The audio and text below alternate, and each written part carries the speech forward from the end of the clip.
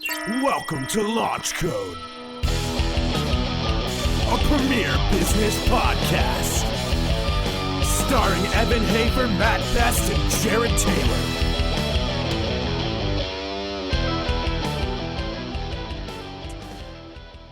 Awesome. Well, today we've got another great launch code for you. Today's sponsor is water. So 11 ounces of water will change your life. And I'd just like to put that out for everybody to know. The sponsor is water. So for launch code, we've got, and you pronounce your name, Jason Murff. Jason Murff. Jason. No. Jason Murff, grill your ass off. Thanks a lot, man. Thanks for coming out. No, appreciate you having me. And I'm going to try to not eat this jerky while I'm interviewing you. But if I do have a question that I ask and there's a long response, just tell me this is going to be a while, and then I'll fucking throw a piece in here. You know what I mean? I'll extend it out and then keep eye contact. Yeah, just keep eye contact. So grill your ass off. First and foremost, when did it start? 2016. And I already know where you're based, but you got to tell everybody. Give us your 2-minute overview on what you do, who you are, where you've been. Yeah, so we're Grill Your Ass Off. Started originally in Houston, Texas. Right. Everything came from there. Started as a seasoning company and is now expanded to seasonings, beef jerky, and barbecue sauces. We're currently in a new facility in Hutto, Texas. And Hutto is just outside of Austin, right? Yeah, north side of Austin. And how do you spell that? Hutto. Got it. All right. Texas is blowing me away with the way that they spell their cities, because you got some like crazy. German, you got a bunch of the like weird spellings, and I'm like, because Bernie's a great example. Yeah. Like Matt's like, oh, I'm moving up to Bernie. It's like, oh, you mean Born? No, that's Bernie. Oh, got it. Never mind. So started Grill Your Ass Off a couple years ago. Started as a seasoning company. Now you've expanded. The jerky's wonderful. But without turning this into a Grill Your Ass Off interview / commercial, we got to get some substance out of this. So were you a vet before? Yeah, so I served 3.5 years as an 11 Bravo in the Army. Nice. Where were you at? Fort Myer in D.C., the Oh, old wow. guard. Oh, look at that. Yeah. The old guard. The old guard. Nice. Yeah, so unfortunately, I'm one of the only 11 Bravos in our time frame that didn't get to deploy or go do any cool stuff. I ended up getting out due to a medical injury on my ankle. Ended up tearing up a whole bunch of ligaments and tendons, and then lo and behold, a Army doctor from Walter Reed cut me open in the wrong spot and ended up jacking up my ankle. So That's weird, because when I hear about the medical experience of most soldiers in the military, most of the time it's with overwhelming positive of the medical professionals that take care of soldiers in the Army. You know, like I never hear horror stories whatsoever. They never come across our plate. no, not at all. That's why I thought, I'm like, ooh, I'm getting all the greatest care in the world. And You didn't, did you? no. He cut me open about just past the tip, about an inch to a half inch higher than where actually all the damage was, and ended up going in, cleaning a whole bunch of scar tissue off of a nerve, Right. and then touching up one of the tendons, and then past that point it was just like excruciating pain, and then it took me about 1.5 years. I got out of the Army, I want to say about 6 months after that. And then it took me about 1.5 years while I was in flight school to get another ankle reconstruction. Seriously. Yeah. Now, were you in military flight school or civilian flight school? No, I got out. I got out, let's see, July 5th, 2015. Right. So I had started flight school that fall in Waco. Okay. So I was doing my fixed wing. The plan was one of my buddies I was in the Army with, we were getting out. We were going to go to flight school, start off with fixed wing, then go to rotor. That way everything transfers over. We're like, we're going to make a whole bunch of money, all this kind of stuff. And before I'd gone in the Army, I'd actually opened up a couple fireworks stands in Houston. Uh-huh. So I was still running that while I was in the Army, and I was doing that. So the thought process of Grill Your Ass Off kind of initiated whenever I came in town to Houston to run one of the fireworks stands, and me and my dad were having dinner one night. We had made a brisket, and we were talking back and forth. I come from, both my parents are entrepreneurs. They own a hardware store in Houston. Nice. So they do a cook-off every year to raise money for Children's Miracle Network called Grill Your Ace Off. So we were talking about actually doing a seasoning for Grill Your Ace Off and then having it raise money for Children's Miracle Network. And that ended up backfiring on us because of using ACE and trademark infringement and all that kind of stuff. Luckily, we didn't go through with it. We talked to some higher ups at ACE. They were cool with it, but they pretty much said, hey, don't do that. So put that on the back burner, and my dad's the one who came up to me. He was like, why don't you call it ass? I was like, well, I don't think a lot of wholesalers are going to buy into that, but we'll see. And ended up paying a kid $15 off of Fiverr to draw me my first logo. $15. Yep. That's it does have 5 in it, but it wasn't quite $5. No, it's funny. You got a tip for anything. Well, so when you came up with the name, what was your plan? And when I asked that, I'm not trying to be like, it's not a loaded question, but a lot of vets, they transition out and they're like, I'm going to start a business, right? So did you have a plan for distribution, for sales, for any of this stuff? Or were you like, you know what, this is a great name, I'm just going to run with it? Kind of like a 50-50. So I had a plan. Growing up in the retail side of things, I was like, I come out with a cool product, do a couple seasonings, and then I pitch it to one of these big retailers, chains like Ace Hardware or something. They'll pick it up and it'll go right inside the store. Right. And then I realized how actually difficult that is, and how much money you have to have just to be able to float that kind of cash. Right. Because what a lot of people don't realize is whenever you have, a warehouse, one warehouse over multiple across the U.S., place an $18,000 order, and you're a brand new company, and they're like, hey, bro, we'll pay you in 90 days. Right. If our bookkeeper's on time. Mm-hmm. So I was fresh out of the Army, and I was going to school for aviation. I didn't have that kind of cash flow, so I kind of redirected the whole entire business plan from going just B2B to continue the B2B locally in Houston area and then start pushing B2C. Right. That's really whenever all of the online marketing started coming up. But to your point with Grill Your Ass Off, the thought process behind it, once we kind of went away from the Grill Your Ace Off for the Texas Children's Hospital and we went to Grill Your Ass Off, that was like, this is more of a dark humor. And then right off the bat, it's like, holy crap, what's great about military? We all love dark humor. Right. So with that, it was a way to bring humor through a product, but also with barbecue. Barbecue's like America's style of food. Mm-hmm. Nothing's more natural than that. The Native Americans were doing it before any white people even got here. Right. So with that, it's kind of ironic because Clint Romachet is the one who said it perfect. Mm-hmm. It was continuing camaraderie. This is the main mission statement, is bringing people together. And really that comes from whenever I was in the Army and we would have these squad cookouts or platoon cookouts. Everyone would look at me and be like, hey, you're from Texas. You know how to cook. Right. And then I have to cook everywhere we go. Now, so a lot of guys, they'll start something. They're like, you know what? It's super easy to get just distribution like you just recognized or said. But I think one of the things that is a common misconception is that, hey, you know what? I'll just sell it to the store. Yeah. And it's a great product. It's got great branding. Okay, well, now you need to understand how stores actually purchase, which is a totally different thing that you have to really unpack. Say, okay, well, how do I sell? Because most people think you just load up your product, walk down to the local store and say, what do you think of this product? It's great because, my mom told me that it's great. Yeah. Right?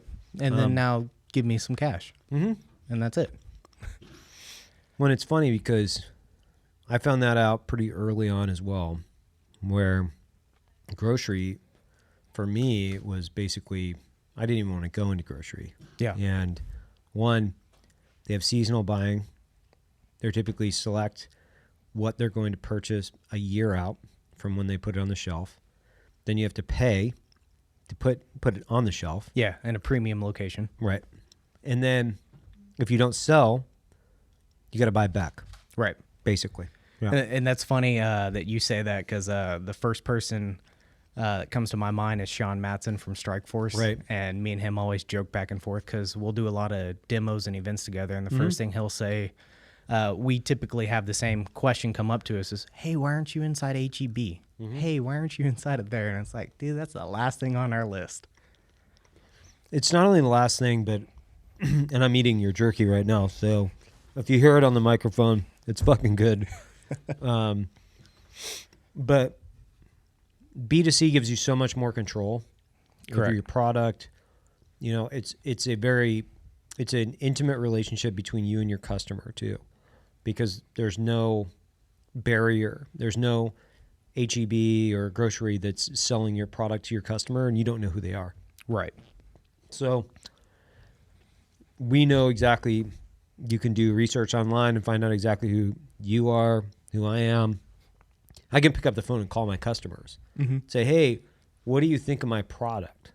And a lot of people can't do that.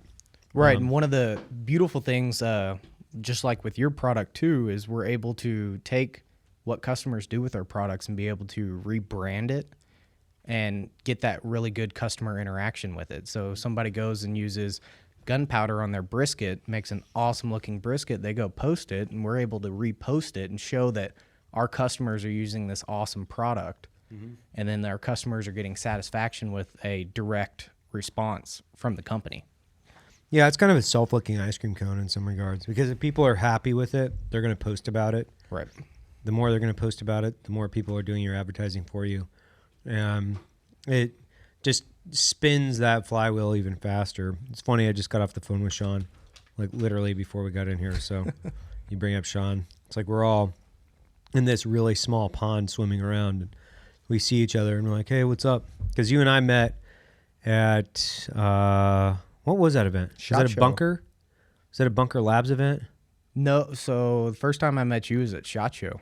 Oh, really? Yeah, I just ran into you at the FN booth. I was walking out, you were walking in, and I was That's right. like, fuck, there's Evan. Yeah, that's right. So I ran over and grabbed you, and then I think last time we saw each other was at Burbidge. Burbidge, that's what it was, yeah.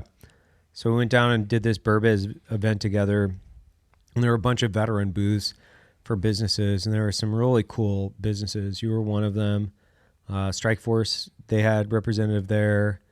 I'm trying to think. You know, the things. What was the other barbecue sauce that was there? It was like Stubbies or Muds. Yeah, that's right. That's right. It was really good. Yeah. Yeah. And what a really cool environment, because it was a bunch of vets, a bunch of vet entrepreneurs, a bunch of people that had started businesses, and we were all kind of talking. And that's the one thing I really like about the community is you get to compare notes. You know, a lot of people, I don't know if they understand that, where it's like I'll talk to, in any week, right, I'll talk to Griff from Combat Flip Flops. I'll talk to, you know, Nick from Ranger Up, or, you know, Sean from Strikeforce, or whomever it is, right? I'll talk to 3 or 4 different veteran entrepreneurs, and we're comparing notes. Right. Like, hey, what have you seen last week? It's interesting. I can kind of like tell you who I talked to. It was like I talked to Luke from RE Factor. I'm sure I exchanged text with Nick Palmisano and Tim Kennedy and all these guys, and we're literally just like comparing notes. Like, hey, what have you guys seen? What's going on with the algorithm? Like, if there's an algorithm shift in social, my phone will be lit up, and the next day I'll be like, man, my fucking ads are in the dumps. Dude, have you seen this? And I'm like, I have not seen it as of yet, but yeah, sure. And you know, one of the other things we've done in the past is like invite goods out to talk about their businesses, but then we also bring guys out, like Brent from Soft Lead, he's come out. Okay. Griff's come out, just taking a look at our marketing department. Like, how do we do whatever, right? Right. And it's interesting because as we see more guys in the veteran business space, and we get more interaction, you know, with guys like you, it's like we can really help each other out a substantial amount, whether it's product development, design, or figuring out like X, Y, and Z. So as you start to move into, you know, more when I say more products where you got like jerkies and things like that, because you and I've talked about it before. We're like, you know what, we should do something together, like a coffee rub. And I think you actually did one with Crispy, didn't you? We did a recipe video, so Oh, I you did? think we used either I want to say it was Silencer Smooth and my Madu steak seasoning. We did a prime rib, Oh, and that came out good. dude, I'll tell you, man, I have been against using coffee on meat up until we had some other guys out here and we had a bunch of wild game, and we were using coffee on the Traeger, and it came out incredible. Right. But the other thing that we did was we roasted the coffee really light. And that's what we were talking Yeah. about that at Burbidge. That's right. So yeah, I was curious if you had finished testing out with that. We did. I roasted it on the stove, like right there. Okay. So I roasted it in like a frying pan, and then I roasted it really lightly, so it still was almost. It was almost considered like a white coffee. Okay. And then ground it, and then we mixed it in with the rest of the seasonings and rubbed it on. What are those, whitetail? Is that what those were, Dave? I think it was whitetail. Yeah, it was whitetail, like backstraps. Oh yeah. Oh God, it was like You can put anything incredible, on a man. backstrap and it'll be good. Dude, it was so good. So how much time right now are you spending on doing what? Because right now your business is a couple years old. Yep. Right. How many people you got working for you? So we got 4 right now. Okay. And with that, I have a pretty much Annie. We call her the chief grammar Nazi. Got it. So me and her pretty much hunker down on all the marketing. Right. Emails, a lot of it will be creative coming from me, and then she tweaks it and makes it better. Right.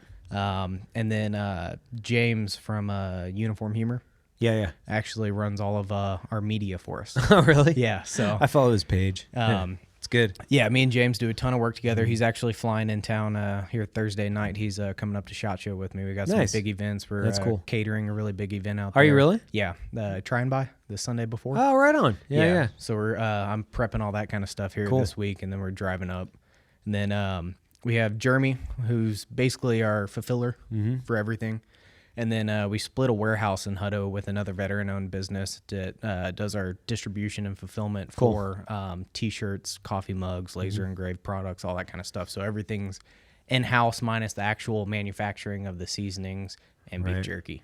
Okay. And then since you've started the company, have you seen a good growth rate as far as your sales and what you've been picking up? Yeah, so pretty much we started the company, and pretty much just, I'm sure it's happened with you too. Everyone who starts a company, you're like, this is awesome, everything's going good, and then everything goes really shitty. Mm-hmm. So we did a couple trial runs. I did a couple small batches. Did that. I set up a really, really big event at an Ace Hardware. Right. And invited a whole bunch of people out. And then once we got there, all of the product that my bottling company had made me was in the wrong size bottles. So I had just gotten a fresh batch of labels made because I Right. didn't know anything about getting labels manufactured from the big guys or anything like that. So I went and got these labels made so they wouldn't fit because they overlapped on the small bottles. So I'm like, shit. crap. So it was like last minute. We had 2 hours till the event. So I sent my buddy Miller, who was actually going to go to aviation school with me. We went and got labels from Office Depot, shipping labels. Yep. And then hopped on the inkjet printer, printed off a bunch of labels, and we sold like every single bottle we had there. So it was like a horrible event, but we made it worthwhile. Right. And then we were able to build from that. And then that November, it really kind of screwed me to finish off the first of the year because that's whenever I got my ankle reconstructed. Right. But it was good for me because I was able to sit down on my computer at the house and really focus on how do I build a website Right. that's good? How do I market stuff? Because I don't have a marketing degree. Right. I worked in a hardware store, worked on diesel trucks, started a firework business, and then Right. went into the Army. Yeah. And learned how to fly planes and dropped out of college twice. Right. So I took those 2.5 months I was down and like, let's get an MBA real quick off of Google and YouTube. Right. And then once I got the website going, I sold my first bottle of seasonings off the website. It took me 2 months. Mm-hmm. But I first got it, and then that January, things really just started kicking up. So last year, Yeah, come on. It's 2019 now. So last year we tripled the business. Nice. So this year we should hopefully see about the same. God, that's great, man. So Yeah. it's going good. And a lot of it is drinking bros. Yeah. I mean, the community is absolutely crazy. They are crazy, which is, I mean, that's a good thing. It's a Right. good crazy. It's not a bad crazy. It's a good crazy. You know, it's funny. It's been my experience too. So kind of paralleling that and making some, you know, lessons learned out of that. I was coming into Black Rifle from another business failure. I had this other company that was failing, and I was still kind of contracting and like doing some things, and just took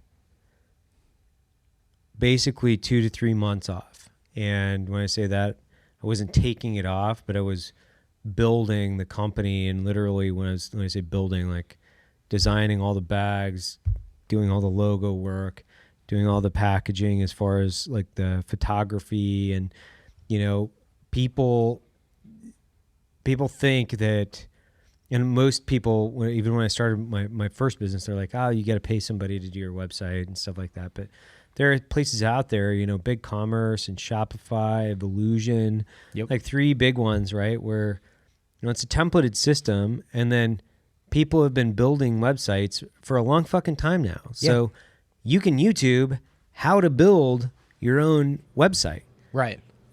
And I think people, they don't even think that way. They're like, well, I have to pay somebody to build it, right? And I'm like, Correct. no, man, you They think don't. everything's super hard. Yeah. But it's not if you take the initiative and the time. And Right. that's a lot of, and one thing I noticed is you said that you're departing from a failing business. Right. Whenever I was actually going into the Army, I was departing from a failing business that I had started, which was a diesel performance shop. Right. And it wasn't failing because of the lack of business. It was failing because I was 18, 19 years old, and I Right. thought I knew everything in the world. Right. And that's what I see a lot of vets who get into business. Mm-hmm. As soon as they start it, they see negative and it starts to fail and they just give up. And it's like, it may take you 2 or 3 times till you get something good. Yeah, and most entrepreneurs, I think, and that was the thing that kept my spirits, a lot of the time that kept them high, was one, most entrepreneurs, successful entrepreneurs said, I tried multiple things. Yep. Tried multiple things. I had multiple failures, and this one stuck, right? And then I'd talk to more entrepreneurs, and you figured by the time that I had talked to all these guys, I realized like, oh, all these guys have failed. Yeah. Like all of them have failed. But the funny thing is, and I think there was a book about it that I read a few years ago, it was like, or a quote at least, it was fail faster. So it's like, and veterans don't want to do that because they're afraid of failing. They're afraid of failing because it doesn't mean I achieved my mission. And so when I wrote my mission statement with that in line, I was like, I just need to achieve economic emancipation from the government, right? And then live a happy and fulfilling life. Had nothing to do with success of the business. Had nothing to do with that. It's actually economic emancipation could have come in several different ways. But I think allowing people to fail is a big one. And then the other thing is like learning how to deal with failure. It's fucking huge. It's hard. Yeah. It's really hard. Right? And it took me a while because, you know, you work so hard. Yeah. And that's your life. And most people don't realize that looking at from the outside in, that you wake up and that's the first thing on your mind. As you sleep, you're dreaming about it, especially once you get employees and you're like, how the heck do I pay all these people? Right. How do I take care of them? What do I do? But it's one thing that I've noticed drastically from being in the business side of things in the civilian world and then post-military being a veteran is how open all of us are with each other. Mm-hmm. And a lot of times my dad will tell me they've ran their store for the past 24 years. And he'll tell me, hey, are you sure you want to talk to that guy about that? Right. Because he's super defensive because it's not like that in the civilian world. Right. They're not open to say, hey, check out these analytics from this email I did. Right. They're not saying, hey, use this tagline next time you do this. Mm-hmm. So it's amazing what the actual veteran world can do. Yeah, it kind of blows me away where, we were talking about it earlier, just the amount of information that's flowing back and forth between, the same people, right? It's like, you and I are going to talk on this podcast, and then you're going to go talk to Sean, and Sean's going to talk to somebody else, right? And then eventually the same information, it's like we're all sharing information in this tree. And, it's funny because we get the questions a lot where we're like, well, you guys should write a book. And we're like, dude, we'd just prefer to talk to people, and then, they can listen to the podcast and they can learn basically anything they want to learn about this. Right. Because we're not the best at it at all. I think a lot of people think, well, you guys are, the best. And I've heard that, so I'm not saying it to stroke my own ego. I'm just saying stroke it, right? But it's like, that's not the reason. The reason is like, I think for the most part, everybody in the veteran entrepreneur tribe, we talk to. Right. And we share information with. And they share information with us. When Griff went on Shark Tank, he and I talked about their sales performance for a continuous conversation for like 3 months, probably, on just the Shark Tank and what it did, and then what it was doing to his social, and then how that was impacting his sales on the D2C side. And then, fast forward, I'm talking to Mark Rockefeller from Street Shares, which is a fantastic organization guy. Yeah, he's a fantastic and insightful veteran that's doing great things for the veteran community on funding initiatives. Yep. So it's been freaking awesome, man, to just see that. And, for you, I think I see who you're connected with too, because you're doing stuff with Crispy, see with Strike Force. Who else are you working with out there? American Trigger Pullers is actually who we warehouse with. Nice. So we're working on expanding into more of a separate side of business. It's not there yet, but it's getting there for some big stuff for the veterans side of the veteran entrepreneur world. Good friends with John Burke. He was one of the first people to really help me out social media wise. And it was funny because once I realized the importance of just Instagram for a business, I wrote down on a dry erase board all the names of veterans that I should reach out to that had a big following. He was on the top of the list. So I went to sleep that night, woke up the next morning to send him a DM, and I had a DM from him saying, "Hey bro, I saw your stuff. I want to try it out." And he refused to let me give it to him for free. That's great, man. He was like, "Nope, I'm going to buy it. If it sucks, I'm throwing it in the trash. If not, I'll shout it out for you." And me and him are, still good friends. That's awesome, man. Where's he at now? He's in Dallas. Is he? Yeah, because they his just wife's got a a cop, house. right? Yeah. They just got a house, Plano, I think. Nice. Okay. Just north of Dallas. Yeah. So I still haven't been out there to see him, but he'll be out at SHOT Show. Oh, yeah. So we're doing an after party. So a grill your ass off. Grill your ass off, Strike Force Energy, American Trigger Pullers, the Gun Cleaners, Burbidge, GCO, a bunch of big guys. Crispy will be there, Warfighter, Tobacco. Yep. We're all kind of getting together. We got the House of Blues in the Mandalay Bay. Nice. So my buddy Nick Sterling, Texas country singer, he's going to be out there giving us some live music while we can network and drink. Well, and what's the goal for SHOT Show when you guys are up there?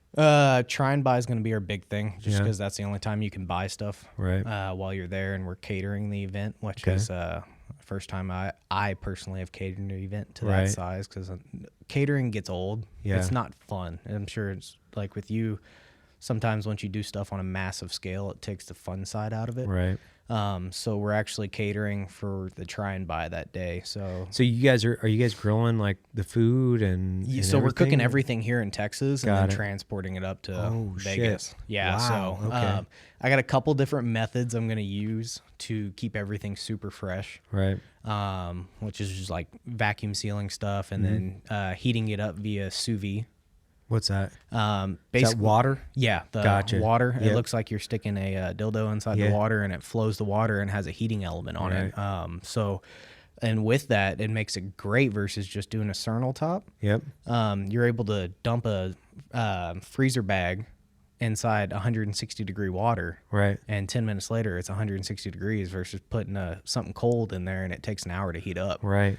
So, got a couple of different stuff, got a couple hot boxes, and really starting to prep everything. I'm going to buy all the brisket tonight on my way back. up to the house and start to smoke it. Like, how many people are showing up to this thing? 500 to 600 Oh, is the shit, plan. dude. So yeah. So you're in it. Yeah. You're in it. It's one of those things. It's like, I hope it's all good once it gets there. But I don't know. I've been playing around with meat quite a while now, so Yeah, it's good. Kind it's of a good tagline. Like gotten to master it. I mean, it's always good because, like, you know, you do a demo and you get to see a customer experience the product, Right. and there's so much satisfaction behind that. Them to, you know, put my meat in their mouth and then go, oh my God, this is so good and juicy. Yeah. So Yeah, I love what you're talking about right now. It's super funny, actually. So what is? Are you? I mean, obviously you're working with your own spices all the time, but what are you using? What are you grilling on? a variety of things. Yeah. So I mean, I started off with just like everyone, like back in the day, I didn't know the difference. I was just using everything on a propane grill, and then I got into a Traeger, big green egg. Mm-hmm. Yeah. Big green egg's still one of my favorites. Really? Yeah, because you can fire that thing up to like 800 degrees. Right. And take you about 1.5 inch thick ribeye. Right. Sear it on each side for a minute. Right. And then once you've done that flip, let it go for a minute, you can cap the top and the bottom of it, and it'll actually suffocate the fire. And then that meat is just infused with smoke. Wow, you interesting. let it sit for about 4 minutes, and it's by far the best steak you will ever have in your life. Big green egg. So the funny thing is, I just heard about this. Okay. Because somebody was telling me that they do this big green egg event every year, and like they do like all these egg people fest show and up, crazy right? people. Yeah, it's fucking crazy. Yeah. And they fill up a stadium, I guess. Like Yeah. all these people will show up, and they're cooking on these big green eggs. Yeah. Right. Yeah. So, and I'll show you once we get off of here. I got a good recipe video for that. So if you know anyone with a big green egg, you can go tell them to cook it. And then pit barrel. Have you heard of those? Yeah. So they're actually veteran owned. Oh, really? Yeah. The owner, he was a corpsman. Oh, wow, nice. So I've talked to them. We've done some marketing stuff together, Right. and it comes down to like the meat, like ribs. I won't cook a single rack of ribs unless if it's in a pit barrel. Really? Like mind blowing. Why? They talk about how there's like a science to it, to where there's a vortex of smoke and how it goes up through the bottom. I don't know if that's true or not, but like I can do 8 racks of ribs in 4 hours in a barrel that's 18 inches big. So I mean, you typically, you know, that's legit. Ribs you do 3, 2, 1. Right. So you're 6 hours. Yeah. And then, you know, you do 2 racks of ribs in a pit barrel, you're closer to 3 hours of it getting done. Right. And then there's no adjustments on the barrels. Okay. So at the bottom, there's a hole with a plate, and you set your gap on there based off of the sea level you live at, and you never adjust the grill for the rest of the time. All you do is you add your charcoal. Right. However much charcoal, I always do a full basket. Right. And that's like anyone who's like curious on like charcoal grill smokers, all that kind of stuff. If you always use the same amount, then that's one less variable you gotta adjust. that can makes fail.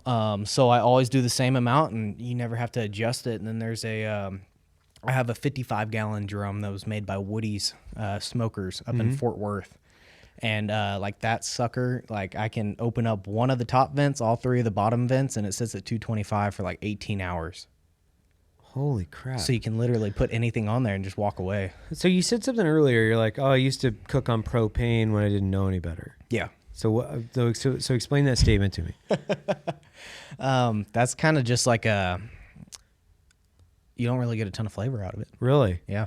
Okay. There's absolutely no smoke flavor. Right. You can take a steak cooked on a propane grill, and it's great because it's a steak.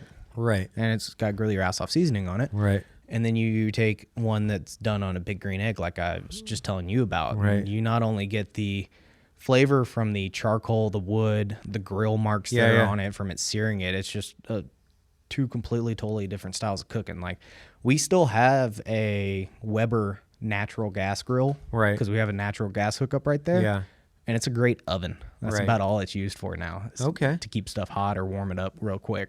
See, I'm just now getting into this where Traeger we've done a few pieces of content with them. Mm-hmm. And I admittedly hadn't used one until like 2 weeks ago because I was using the propane grill behind my house. Okay. And but it's so much better. Like it's so Night much and day. better, night and day. Yeah. Especially on wild meat. Oh my God. Thing it's is like amazing. incredible.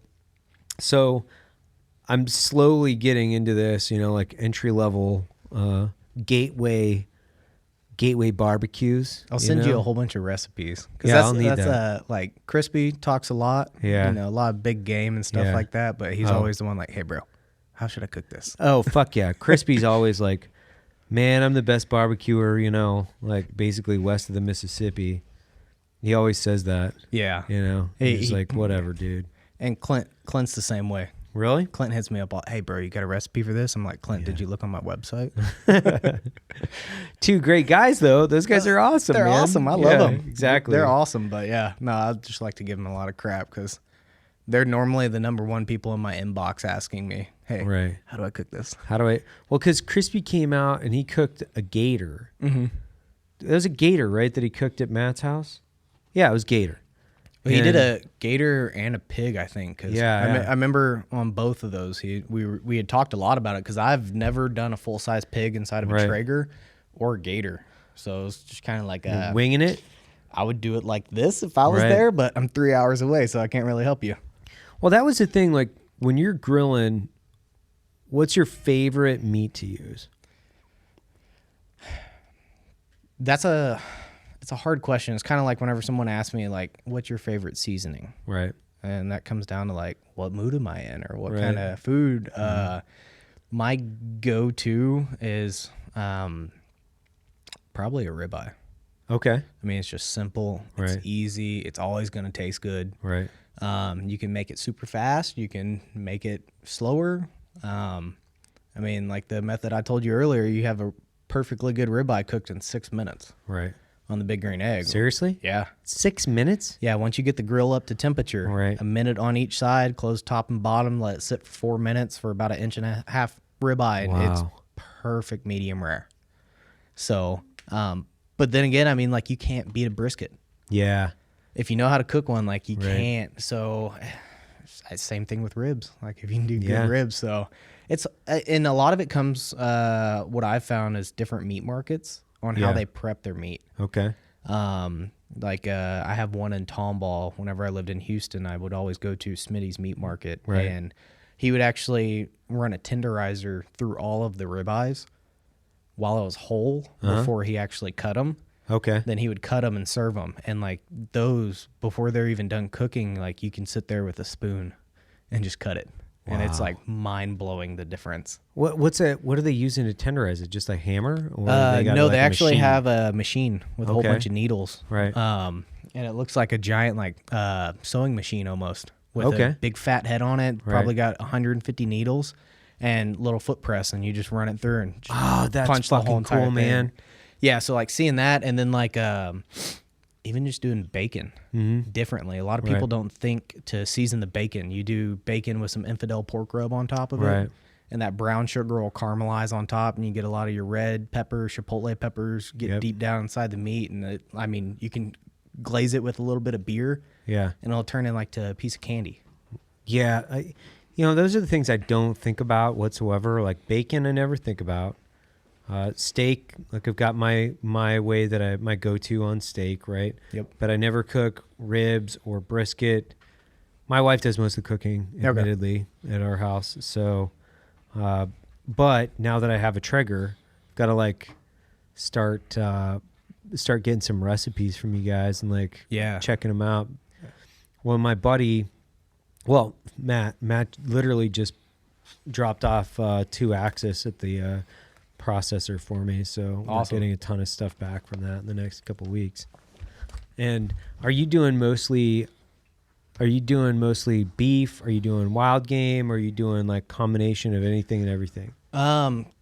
Combination of anything and everything. The wild game kind of side of things had kind of slowed down because there for a while, I was coming into Austin from Houston to not only see Crispy because we were shooting a bunch of recipe videos together, but as well to go to the warehouse, check on everything, help the guys out there. And since Crispy moved to Wimberley, I've been all over the place with the business, traveling a lot. I haven't really had one time to do a lot of recipe videos, but two, hunt. Yeah. So the wild game for me kind of has been out the door. So I've been sticking a lot more towards just grocery stores and meat market style meats. So select a good meat. Yep. So I'm listening to you. I want to just start to Reader's Digest this for everybody. Select a good meat. Like go to a local butcher, I would say, if right? you can go to a local butcher. Butchers are going to be harder to find. Okay. Just because of all the regulations they have to follow. Okay. It's super expensive. Right. And then, so if you find a butcher, meat market, even just going to the counter inside of H-E-B and having them cut it fresh for you there. Oh, right. Yeah. It's that much more fresh. I'm sure Right. you know coffee. That's a right. bag that's 5 weeks old and a bag that's a week old, big difference. That matters. Yeah, it really does. So you can do that. And then once you do that, it's really preparation. Right. And the prep shouldn't be hard. And that's What are you prepping? Like prep a ribeye for me. a ribeye, remove any silver skin that's on it, which there shouldn't be. There might be some on the fat a little bit. And then once you really have that, if it's from inside the fridge, you can let it raise up to room temperature and it'll start to sweat itself. Okay. So you don't need a binding agent to put your seasoning on there. Right. I personally have been using duck fat here recently. Nice. You can get an aerosol can of duck fat off of Amazon for like $7.99. Look at that. And so that way, if you want to throw it in a cast iron skillet Right. or a skillet, it has a higher burning temperature than like olive or canola oil, as well as a better flavor. Yeah. So if you do want to use a binder, you put you some duck fat on there or whatever kind of oil you want to use, and then just season it liberally. A lot of people are afraid to go like heavy with the seasoning. Yeah. To include me. Yeah. So you want to throw it on there. Like my gunpowder has activated charcoal in it. Right. So as you season the meat, it turns black, and people are like, "Ugh, I don't know how much I want to put on there." Like, go heavier with it. You don't want to overboard it, but go more than what you typically would, and you're gonna get a lot. A lot of people are like, "Oh, well, it takes away the flavor of the meat." The flavor of the meat's still gonna be there. Right. And a lot of it will cook off while it cooks. So once you have that, like for a ribeye, get it up to room temperature or about 20 to 30 degrees off from there, and then fire up your pit. Traeger, you can do it. Really, just turn the thing on high. Right. Let it get up to temp, and then throw it in there. Okay. Walk away. You don't need to do anything else. Or if you want to get fancy with it, you could do like a reverse sear to where you throw it on 250, let it get up to, if you like your steak a medium rare, up to 120 degrees, maybe 123, and then go throw it in a cast iron skillet, sear it on each side for a minute and a half, and you're done. That's what my wife does. Okay. Exactly that. Yeah. So I mean, that's really, really good. And you can kind of like play around back and forth with the flavor difference. I don't see a huge difference with it. Right. It's kind of like people say that, oh, well, you have to cook a brisket at 205. It's like, I cook them all the time at 250. Right. I mean, if you're cautious about it, just don't burn the bottom, and it tastes just as good. Right. Except you're done with it 3 hours ahead of. 3 hours ahead. Yeah. And then are you using that internal thermometer on everything that you're doing? Or you that's the biggest thing I can recommend to someone getting into like smoking meats is cook by temperature, not by time. Got it. Because a lot of people will be like, hey, I'm cooking this style meat. How long do I cook it for? Right.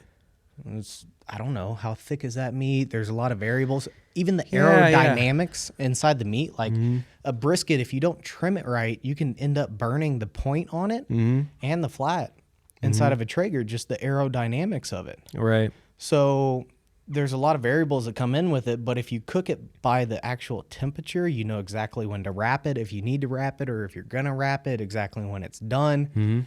Like a steak, you can pull off 3 to 5 degrees ahead of the actual temperature you're looking for like a medium rare, and then let it rest because it's still going to cook a little bit once you pull it off. Right. So there's a lot of different techniques you can do. And like pork, a lot of people think that there's one doneness for pork like chicken. Yeah. But there's not. So like for me, I like a pork loin at 145 degrees. Most people cook it to 165. Right. And they wonder why their pork's always dry.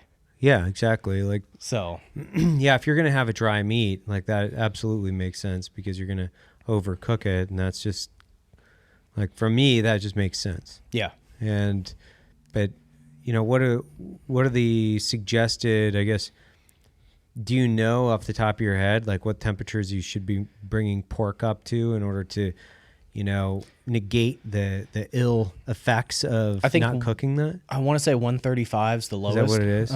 But a little plug right here. If you go to grillyourassoff.com and look at our meat temperature chart. That's good. We have a temperature chart that's magnetic, so you can put it on the side of your Traeger or on your refrigerator, and it tells you all of your doneness for meat. So I didn't prompt him for that plug, by the way. I was literally asking that question because I did want to know, and I never know. Like, and my wife is typically the one taking the temperatures on this stuff, but because I'm new to this is fucking really interesting. And I'm like, okay, well, I need to get a thermometer. Yep. My Traeger's here. I just need to wheel it around to the house. So, and then we've got great HEBs like right here. So, I mean, fantastic meats. But there are some of these other companies I'm seeing out there where they're shipping you like incredible meats, right? Mm-hmm. Have you worked with any of those guys? I haven't. And a lot of times with that, I'm kind of hesitant because it's just like marketing. Right. How much of that is just a really, really good photo? Right. Because that was a question that I was really getting at, which is, if I order direct from the ranch, for instance, right from the ranch, that doesn't mean that ranch is any better than the ranch they're pulling the beef off of here locally from HEB. It just means that I can see the ranch, right? Right. And that's I used to not be a big one on like grass-fed. I'd be like, whatever. It's just a hippie kind of thing. And then one of the local meat markets, the guy Blake, I was doing a cooking demo in front of his store. Mm-hmm. And one of the things I love about doing it there is he goes and he gets any style meat I want to cook and just brings it out there. He's like, hey, you want this, this, this? And he brings me a grass-fed chicken. And it's about a third, maybe a quarter of the size of what you would see a whole chicken in the grocery store at, because it's not pumped full of salt water. It's like a Danish or Cornish game hen, right? Yeah, they call them like an arrow chicken or something like that. And I cooked that, and it's like I was going to quarter the chicken, and it's so tender it's just falling apart. Wow. And it's like mind-blowing some of the really good differences you can see with that once you actually get into it and you have a store-bought versus like a legit grass-fed. Right. So there is a difference. Now, I'm going to be cheap whenever I go to the grocery stores normally and just buy whatever's out there or ask them to cut it behind the counter. I'm not going to go like, oh, this one says organic and grass-fed on it. Right. I don't think I've even seen a grass-fed chicken. I didn't know they even eat grass. So, like in HEB, where they cut all the meats. If you look in the front right there, they have all the steaks that are prepackaged. Right. They'll have the chickens right there. Okay. So, like, if you do one of those, it's a lot smaller. Right. But about the same price as a whole chicken. But it's night and day difference. Well, how good it is. We got 2 chickens at the house, and they're just my daughter's pets. They don't lay eggs at this point either. So I want to turn them into food when my daughters forget about them. You know, eventually they will. So I'll have to keep that in mind. But we feed them. They're like the most expensive fucking chickens on the planet because we feed them like dried bugs and all kinds of crazy shit. And I'm like, I can't wait to eat one of you fucking assholes because I've spent so much money feeding you bugs and like corn and all kinds of crazy crap. Those chickens are going to be good. Yeah. My parents actually had a chicken coop for a while until they realized like it's a pain in the ass keeping up with all these chickens. They stink. So whenever it got time, they quit laying eggs, and I was like, let's cook some of these that are still good. We opened up the coop, and there were a couple of us there with ARs and just let them frolic. Had a chicken blast. Oh yeah. Yeah. I can't wait. My dog is actually, I think he's on number 3. So we have 2 chickens. Okay. But he's murdered 3 of them so far. So he's actually got to taste the chickens more than we have. Okay. And was that the dog that we passed by on the way in here? No, I've got it. My dog looks like a Sesame Street character. He's got hair everywhere and it's a fucking total idiot. But see, I have a Czechoslovakian Shepherd. And, oh, really? I thought she was going to be awesome because at one of our firework locations, we have a whole bunch of loose chickens that run around the back from a little Mexican lawn service. Mm-hmm. And I prepped her up, gave her the command to go and bite, and she just looked at me. She's like, whatever. I can't get her to eat a squirrel, eat a chicken, or anything. What's the difference between a Czechoslovakian Shepherd and a regular Shepherd? So from what I know, and I'm not an expert in dogs, my friend Kendall that I got her from is the expert, but it's like a breed in between the Czech wolf dog and a German shepherd. Okay. And that was their attempt after World War II to make like the ultimate working dog. Interesting. So they're a little bit smaller. It's almost like a Malinois and a German shepherd mixed together. And I know I'm probably wrong, so people are going to be like, oh, you fucking dumbass. But from my understanding, that's it. So tell me what's on the radar next year for Grow Your Ass Off, man. So we're going to expand into another new product line and do dips. So we have those done. We're just finishing up on the actual product packaging, how we're going to do that. I just bought a new machine to do all my sample packs, as well as be able to manufacture those. So we'll be able to do those in-house. Couple new flavors of beef jerkies coming out here soon. And then possibly a whole entire another seasoning company. Wow, really? Yep. So Just something that's less politically sensitive, or? yeah, something that's a little and geared more towards the fitness industry. Got it. So a couple different things lined up. We're just trying to figure out the most effective way to do it. Well, dude, thanks a lot for being on the show. You're always invited back, especially if you bring jerky. Seriously, guys, go check it out. I'm eating the jerky right now. Grow Your Ass Off. Jason, thanks for coming on the show. I appreciate you having me, man. This has been Launch Code. Evan and Jason, thanks.